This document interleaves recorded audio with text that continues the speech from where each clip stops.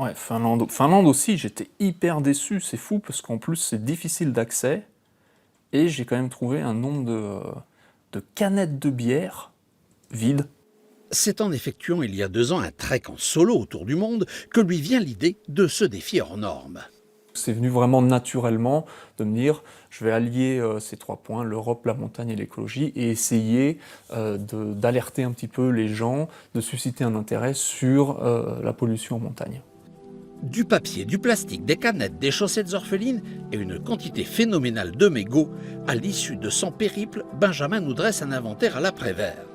Aucun pays visité, aucun sommet n'échappe, semble-t-il, à la pollution humaine. Mais certains endroits se distinguent un peu plus que d'autres.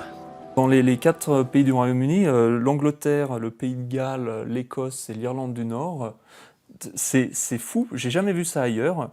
Les gens ramassent effectivement les crottes de leur chien dans un petit sac plastique et ensuite laissent le sac plastique sur le sentier. C'est la pire des solutions possibles.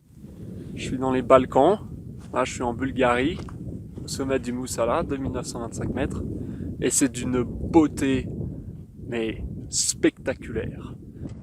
48 sommets en 177 jours dans des conditions parfois difficiles, voire périlleuses, mais rien n'arrête Benjamin, même pas les coups de blues.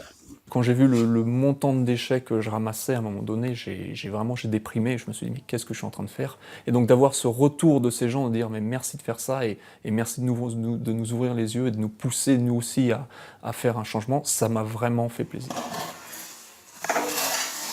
Ne pas jeter son papier par terre, c'est ce qu'il y a de plus simple à faire. Benjamin souhaite que son aventure incite le public à nettoyer la montagne ou à aider les associations qui s'en chargent comme Mountain Riders.